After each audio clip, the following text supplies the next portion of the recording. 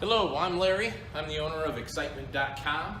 Wanted to make a little video for you on how to teach people how to throw. Maybe you put in some of our axe lanes.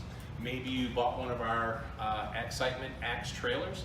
Either way, now that you're in there, if you're not an experienced axe thrower, you may not know what to do next. Even if you're an experienced axe thrower, that doesn't mean you're a good axe teacher. So you're going to have to teach your employees how to teach, and that's what I'm going to do now. I'm going to make a video. Feel free to have them watch this video, or you learn from it and then you incorporate some things. So the first thing we want to look at is what happens when somebody comes to your axe lanes. The first thing we want to do is run through some safety rules with them. Okay, so now we have these printed out. They're available to you if you want to download the PDF and or a Word document and then edit it accordingly. But we talk about a couple of key issues when we're doing this. First off, even though it's a bit redundant, we tell them that axes are sharp. Okay, so we're also throwing Ninja Stars at our locations. These are a lot of fun to throw. So we tell them axes and Ninja Stars are sharp. Okay. We also, most all insurance companies require flat shoes, so and closed-toed shoes, so you don't want somebody throwing in high heels and open toe. Okay, so you must wear flat closed-toed shoes. Now then we want to tell them where to stand. So they basically, we have a red mark here as far as where they pretty much stand. So here's our throwing spot there. And then also a spot where they shouldn't go behind where is the safety zone. Now you may have a yellow mark on the floor. We just have our tables set up to where they won't go behind the tables while they have an axe, okay? We only have one axe per lane as well. So what happens is we tell them stand behind the tables, don't pull axes out of targets, never hand the axe to the next person. So we're going to explain to them that when it's time to take out the axe, you grab the bottom of the handle and you wiggle it up and down to remove it. If you have a star, what you do is if there's 1 point, you can wiggle it up and down to remove it. If 2 points are in, you wiggle it side to side until one comes out, then you remove it. And that's how I teach them. I'm showing with my hand, and then after they stick their first throws, I'm always going to walk up to this target with the customer and have them remove it. So we're going to remove this axe here. Just grab the bottom, wiggle it out, and that's it. You want to tell them to stand to the side when they wiggle the handle out. Don't stand in front of it and yank it out. Sometimes they're buried in there real good. I'm tugging on that and it's not budging. And if I keep pulling, that may come free and hit me in the face. But if I stand by the side and I simply wiggle the handle, it comes right out. They never hand it to the next person. Instead, they're going to put it in our axe box or put this on the shelf for the next person. Okay? The number one place people are probably going to get hurt if you don't give them enough coaching is removing the axes or handing them to the next person. By only having one axe in a lane, it means nobody else can accidentally throw when I'm down there, which is also why our excitement lanes, we keep each target in its own encased area. Much safer than two targets with no divider where you have to trust that the other person isn't throwing when you're walking down there. So a lot of our design makes it to where the safety is built in, and the other thing is a lot of our design makes it to where it's easier to stick. But let's teach people how to stick an axe, because when it comes down to it, we're not in the business of axe throwing, we're in the business of axe sticking. So there's several aspects to getting an axe to stick. The most important thing and the biggest problem people are going to have is improper rotation. So what's supposed to happen is when you let go of this axe from standing back about 10, 12 feet, this axe is going to fly through the air. It's going to do one full rotation and then stick to the target. Ideally, when it comes in, sticking at about a 45-degree angle with the handle coming down. That is an easy stick right there, okay? So it's supposed to come in, rotate, and stick to there. But what normally happens, especially with your new throwers, is they over-rotate. And what's going to happen is the axe is bouncing off the target. Normally this happens, the axe misses at this point. It keeps rotating. It's rotated too early, and it's rotating too much, and it hits on the top of the axe or all the way back on the handle and bounces off the target. So you need to cure that for the customer. That's normally what's going to go wrong. You want to watch and look for that. So what causes that? Well, there's several things that can make an axe affect the rotation. One is where you grab it. If I grab this axe here, okay, that's a pretty good spot. That's where we grab it just above the bottom, all right? And when I throw, it's gonna rotate a certain amount. If I would hold it down here, you can kind of get the feel that it's gonna rotate more when it leaves my hand than if it was here. And if I grab it here, it's hardly gonna rotate at all. So changing where you're holding it can affect the rotation. But ideally, you probably want your customers to grab right about there. If doing a two-hand throw, they'll put one hand there and the other hand here, and then they'll bring it up over their head and throw in that direction. All right, so that's pretty much where they throw. So let's suppose they're grabbing it there, they're throwing, and it's still over-rotating, it's hitting. Well, then it's not the grip. It's got to be something else. Well, the other thing that it can be, and the normal thing that it is people see that axes are spinning toward the target and they try to spin them toward the target. So what they do is when they let go, they flick it toward the target. And this thing wants to spin when it leaves their hand. You want to tell them just throw it at the target, don't flip it at the target. If you have a customer that has a hard time getting the throwing motion, one of the best things I've found is bring them up to the target. And you sit there and you tell them, look, this block right here, I want you to get mad at it, okay? I have them stand back a foot or two, and I want them just to chop at that, okay? So what that's going to do is give them motion. So they're gonna sit here and they're gonna go chop, chop, chop, right? So that gives them the motion. Lets them see when they're hitting it, is the axe up and down, is it sideways, is it crooked, you know? And it gives them the muscle memory for that motion. Then after they've chopped at it, then set them back and let them throw. That normally works. The reason that works so well with that chopping thing is it takes away that flicking motion, okay? Now when they throw, instead of spinning it toward the target, they will just let it go at the target. A lot of our instructors have had good success telling people, hold your wrist solid. When you're letting go of this, I want you to go like that and point your fingers at the target. So when you're letting go, you're going there. Don't spin it and have your hand falling down as it throws. So don't spin it, just let go here, and that will take some of the rotation out. Now the biggest, easiest thing to do to control rotation is where they stand. Now I know in a lot of tournaments and all that kind of stuff, they want you to be at a 13-foot or a 14-foot or a 12-foot or who knows what foot they're going to change it to whenever. Our goal is I want them to stand where they will have success. We have found that about 11 or 12 feet back, that's a good spot for people to stand and they can throw. If they're over-rotating, have them take a step forward. That's all there is to it, okay?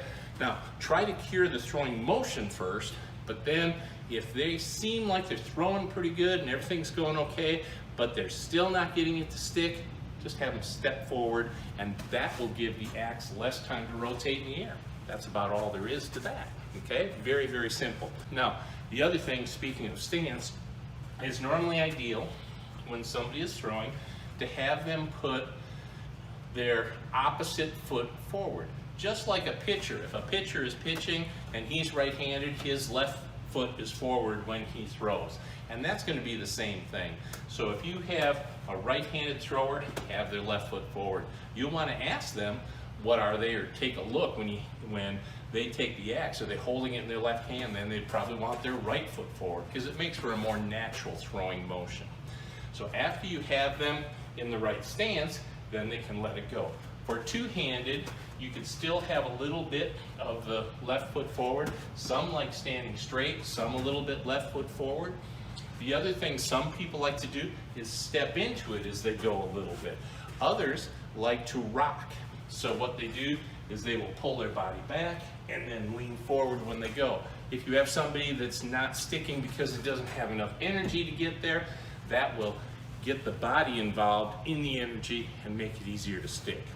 So you play with all these different aspects, but your job as an axe master at your location is to help these people stick it.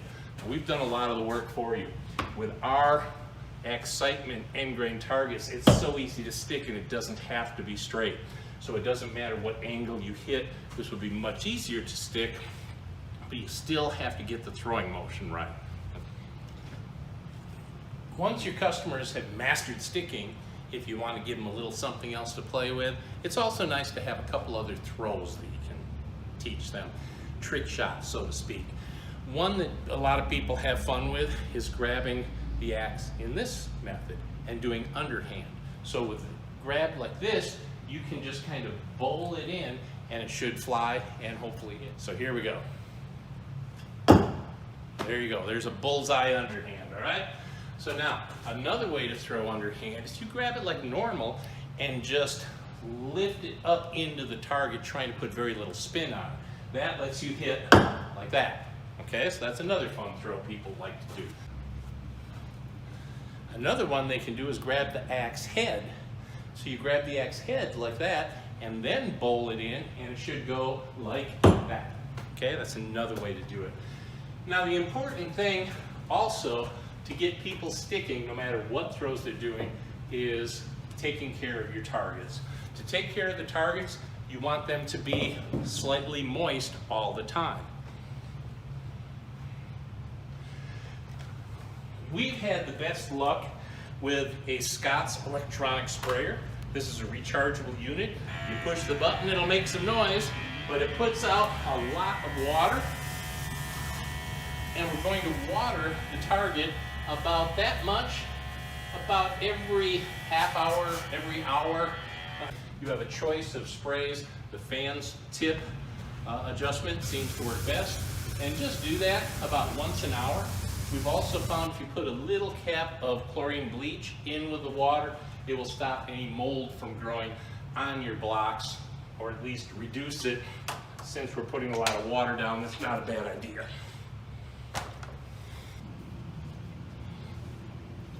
A lot of the beauty of the Excitement system is we have these fun games they can play. So after we have taught them how to throw, normally we start with normal targets, then you can segue into some of the other games like Hit 10 or Tic-Tac-Toe. And it's up to you how you set the rules for some of these games. So for example, if I would throw and hit here, all right? And so now it's O's turn, X got there. But if I throw and I hit here, I can say, I tell you what we're doing with new throwers, we're letting you choose which one it is. So if I'm on the line, I'm gonna choose that one, that gives me that. So now X throws again and they stick here. Then I simply take my mouse and I click to there. Now it's O's turn again. Well, if they hit an opposing one, so if I hit there, that will blank that one out. So now X has to throw and they hit here, and then O throws and they hit here, etc. Now, if you want to make it more challenging, you can say that when they hit a line, they don't get their choice of either side. They have to go on whichever side has the most X. So if I hit here, I can't choose this bottom one anymore because that would be there. But if I can choose either, then that makes the game easier. You can also say that if you touch a line, it's the same as a miss. So then the shots have to be right inside the square and you can't go outside of it. And you let them keep on going until somebody scores their 3 in a row. Okay? So a real fun game to play. Your customers will have a bunch of fun with this, and it lets them use the whole target. Again, a lot of the secret of our games is people get to do the entire target. They're not just throwing in one spot. So we've covered a lot of ground here. Let's take a moment and review. When people sign up to play, they've probably booked online and did their waiver online. So the counter gets them checked in and then hands them off to the Axe Masters. The Axe Master will start the lane timer for the proper amount of time. The Axe Master should have previously wet the boards before the group, and depending on how long the group is there, they may do another spray an hour or so in. Then the Axe Masters will go over all the safety rules. Use caution. axes and stars are sharp. The Axe Masters will check to make sure the customers have the proper footwear. Some locations keep clogs or other shoes that people can rent or use in case they don't have proper footwear. The Axe Master will then point out the safety lines where the people need to be when they're not throwing, either behind the tables or behind a line that you've set. The Axe Master will teach how to remove the axes and stars and explain that they don't hand them to the next person and don't carry them out of the lanes. So now it's time to teach how to throw. The Axe Master will tell the customer how to grip the axe, the stance, where to stand, and also explain they simply throw at the target and don't try to spin it toward the target. The Axe Master will ask who wants to try first and let them give it a throw. If the thrower does not stick, the Axe Master will try to evaluate the throw and see if the person needs to switch grip, maybe try two-handed throw. Move up or back until they can get the customer to stick a few throws. Upon sticking, walk the customer up to the target and make sure they know the proper technique for removing the axe and the stars. You may occasionally have a customer that cannot even get close to a decent throw with an axe. Not many, maybe 1 out of 100. I always smile and ask, have you ever thrown anything besides a party or a tantrum? Then let's try throwing the stars. You throw the stars like an axe overhand by grabbing one point, then throw and flick the wrist. Stars are fun to throw and great for the rare people who have a trouble sticking an axe. Even people who have success with axes may occasionally want to throw the stars. As you teach each person in the group how to throw, also show them how to score the games on the excitement systems. Then you go in, set up the teams, and let them choose names and let them start. We normally start with the moving bullseye targets for the first game, and then maybe segue into tic-tac-toe, and then hit 10 with the zombies. Note, a good instructor never has to throw an axe. No one wants to see you make a bullseye, and no one wants to see you miss. So just help your customers throw by having them do, not by having them watch. We hope this helps, and we hope you have great success with your new business. If you ever need anything, feel free to reach out to excitement.com.